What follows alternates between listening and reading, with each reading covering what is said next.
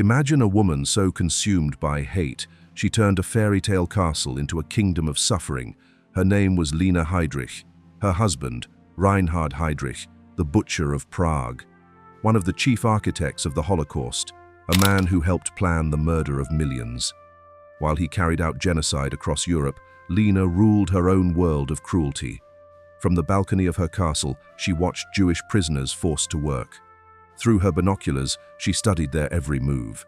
If someone slowed down, even for a moment, she gave the signal. The SS guards would raise their whips, and the screams would echo through the stone walls. Sometimes she didn't wait for the guards. She spat on prisoners. She beat them herself. To her, they weren't human, just tools of her power. When the war ended, she showed no regret, no guilt, no soul. While the world mourned its dead, Lina Heydrich rebuilt her life, untouched, unpunished. She opened a quiet seaside hotel, a refuge for former SS officers, a place where they could drink, laugh, and dream of the good old days. To her dying breath, she remained proud. Proud of the ideology that destroyed millions, proud of her husband's crimes, proud of her own. This is the story of Lina Heydrich, the woman history tried to forget, but evil refuses to bury. She wasn't just a bystander, she was part of it. She profited from it, and she celebrated it until the day she died. What you are about to hear will shake you. We all know the stories of how the worst leaders of the Nazi Third Reich met their end. For many of them, justice came when they were hanged for their crimes. We think of Hermann Göring, who cheated the hangman by taking a poison pill just moments before his execution. We think of Rudolf Höss, the man who ran the Auschwitz death camp, who was hanged right in the place where he had committed his terrible acts. So for Lina Heydrich, the wife of the man they called the Butcher of Prague, you would expect that a very painful end was waiting for her. She was, after all, the woman who stood next to a monster, the woman who encouraged him on his path of darkness, the woman who acted like a cruel queen over a stolen country. Surely her end must have been terrible and without mercy. But the real story of Lina Heydrich's final days is the most shocking part of all, because the common belief that she was executed is a complete and total myth. The truth of how she actually lived out the rest of her life is much more surprising and, for many people, much more upsetting. To understand the shocking truth of Lina Heydrich's life after the war, we have to first understand the kind of woman she was from the start. She was not just a follower who got caught up in something. From the very beginning, Lina von Osten was a true believer in the Nazi cause. She was born in 1911 to a family that had once been important, but now had little money or power. From a very young age, her father taught her to have an intense, hateful pride in Germany and a deep hatred for Jewish people. In her own book, she wrote that her feelings about Jewish people were like a forced marriage, where the partners literally cannot bear the smell of one another. This wasn't an idea she took on to make her husband happy. This was a hateful belief she held long before she ever met him. She eagerly joined the Nazi Party in 1929 after she heard Adolf Hitler give a speech. On December 6, 1930, the 19-year-old Nazi supporter met a tall, handsome Navy lieutenant who was known for chasing women. His name was Reinhard Heydrich.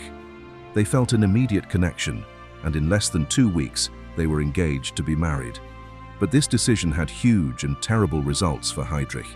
He had already promised to marry another woman, and when he broke that promise to be with Lina, he was kicked out of the Navy in April 1931 for conduct unbecoming to an officer. Suddenly, he was without a job and without his honor. This was the moment where Lina did more than just support him. She took control and pointed him in a new direction. Heydrich didn't care much about politics, but Lina, as a passionate Nazi, saw a chance. She used her family's connections to push him toward a new, small group called the SS.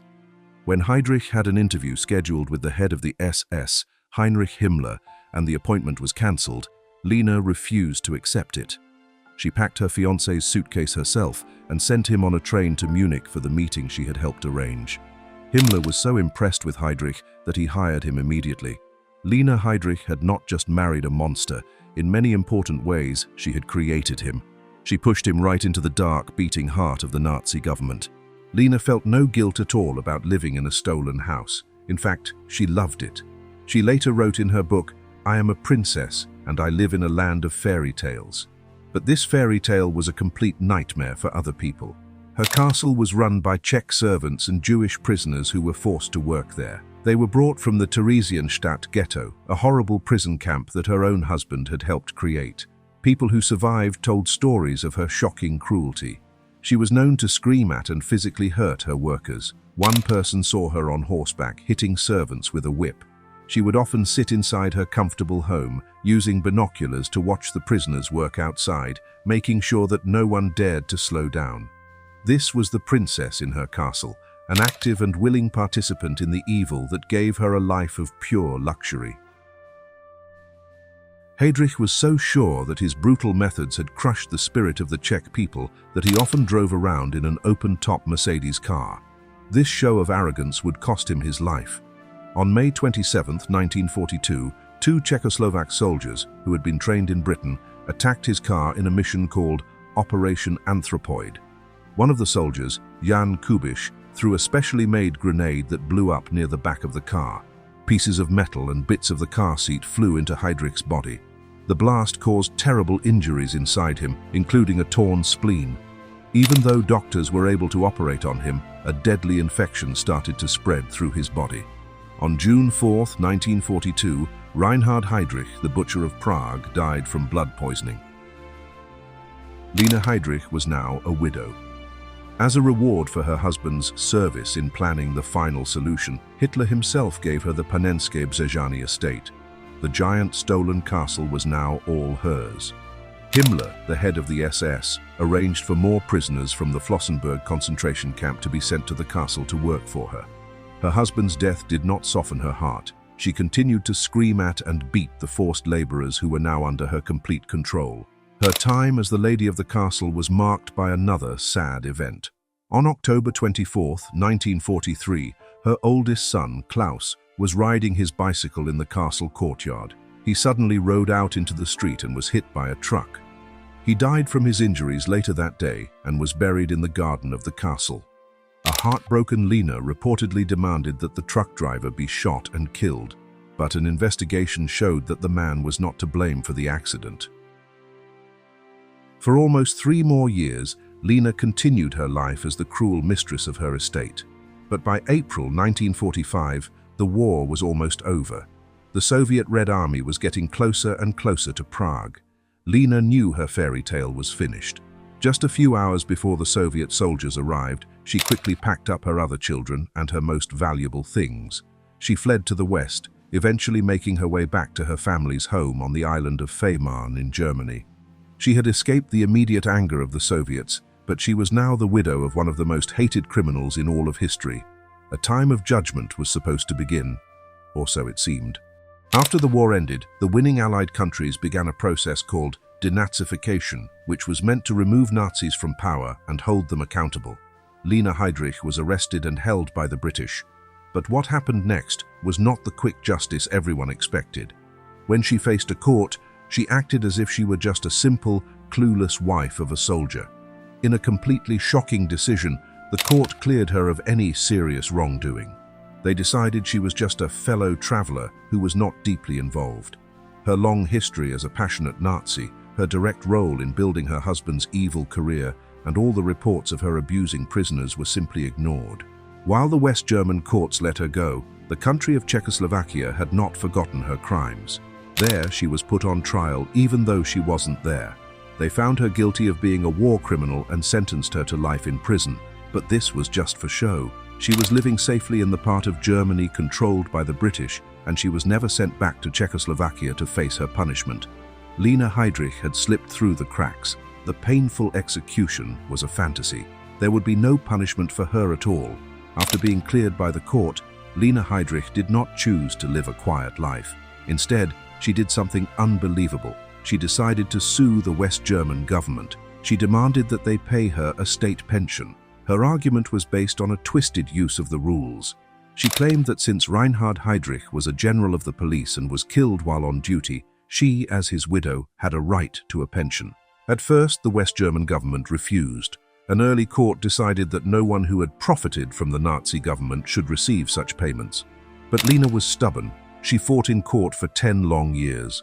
Finally, in decisions made in 1956 and 1959, the courts ruled in her favor. They accepted her argument. Because her husband was a police general killed in action, and because she had been officially denazified, she was legally owed the pension.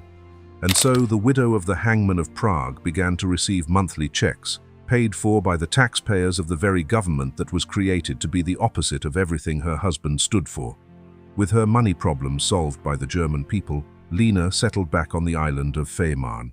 She took her old summer house and turned it into a small hotel and restaurant. This place quickly became a well-known meeting spot for her husband's old SS friends and other Nazis who felt no remorse. It was a safe place where old friends could get together, drink and talk fondly about the good old days of Nazi power. In 1976, she published her life story in a book with a bold title, Leben mit einem Kriegsverbrecher, which means Life with a War Criminal. The book is an amazing work of pure denial. In it, she tries to fix her husband's image, painting him as a good and honorable man who was simply following orders. She made up lies about his past and completely denied his central role in planning the Holocaust.